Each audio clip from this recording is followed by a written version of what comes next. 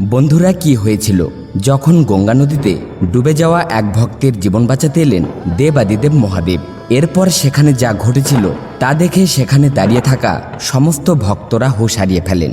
বন্ধুরা, মহাদেবের এই অলৌকিক ঘটনাটি ঘটেছে উত্তরপ্রদেশের অনুপ শহরের কাছে প্রবাহিত এক গঙ্গা নদীতে।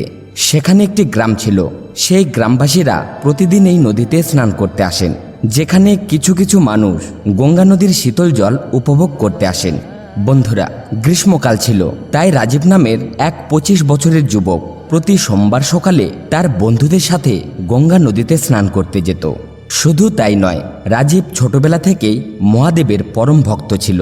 যখন থেকেই তার জ্ঞান হয় তখন থেকেই সে মহাদেবের উপবাস করতে শুরু করে। সে প্রতি সোমবার করে গঙ্গা নদীতে স্নান করে সূর্য দেবতাকে জল নিবেদন করতেন। এরপর বাড়ি ফিরে এসে মহাদেবের পূজা অর্চনা করে দিন শুরু করতেন। একদিন রাজীব তার বন্ধুদের সাথে ভোর 4:30টার দিকে গঙ্গা নদীর তীরে গিয়েছিল। প্রচণ্ড গরম ছিল, তাই নদীর ঠান্ডা জল তার খুব ভালো লাগতো। এরপর রাজীব নদীতে ঝাঁপ দিয়ে সাঁতার কাটতে শুরু করে, কিন্তু হঠাৎ করেই আবহাওয়া পরিবর্তন হয়ে যায় আর নদীতে খুব উঁচু উঁচু জলের ঢেউ উঠতে থাকে। দেখতেই দেখতে রাজীব সেই ঢেউয়ের মধ্যে আটকে পড়ে। সে নদীর মাঝখানে আটকা পড়েছিল। তখন রাজীবের বন্ধুরা কোনো রকমে ঢেউয়ের মধ্য থেকে প্রাণ বাঁচিয়ে নদীর তীরে গিয়ে পৌঁছায়, কিন্তু রাজীব সেই ঢেউয়ের মাঝে আটকে পড়ে। রাজীবকে ডুবতে দেখে তার বন্ধুরা ডুবুরি ও গ্রামবাসীকে খবর দেয়। কিছুক্ষণের মধ্যেই নদীর তীরে অনেক মানুষের ভিড় জমে যায়।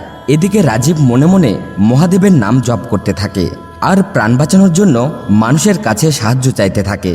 তখনই রাজীব দেখতে পায় এক সাধু বাবা জলের ঢেউয়ের মধ্য দিয়ে তার দিকে এগিয়ে আসছেন। সেই সাধু বাবা ঢেউয়ের মধ্য দিয়েই রাজীবের কাছে এসে পৌঁছায় আর তাকে কাঁধে তুলে নিয়ে নদী পার হতে থাকে। কিন্তু সবচেয়ে আশ্চর্যের বিষয় হলো যে যখন ওই সাধু বাবা রাজীবের কাছে এসে পৌঁছালেন তখন জলের ঢেউগুলি আপনা আপনি শান্ত হয়ে যায় আর সেই সাধু বাবা খুবই সহজে তাকে কাঁধে করে নিয়ে নদীর তীরে এসে পৌঁছালেন। নদীর পাড়ে এসে রাজীব ওই সাধু বাবার পা ছুঁয়ে প্রণাম করেন। শুধু তাই নয়, সেখানে উপস্থিত সকল মানুষেরা ওই সাধু বাবাকে ভগবানের স্বরূপ মনে করে তাকে প্রণাম করতে শুরু করলেন। কিন্তু আশ্চর্যের বিষয় হলো যে সাধু বাবা কাউকে কিছু না বলে মুচকি হেসে সেখান থেকে চলে গেলেন। বন্ধুরা, এরপর রাজীব বাড়ি ফিরে এসে প্রথমে শিবলিঙ্গে জল অভিষেক করেন এবং 101 বার ওম নমঃ শিবায় মন্ত্র জপ করেন। আমাদের এই ভিডিওটি যদি আপনাদের ভালো লেগে থাকে তাহলে অবশ্যই একটি লাইক করে দিবেন আর কমেন্ট বক্সে পুরো শ্রদ্ধার সাথে লিখবেন হর হর মহাদেব।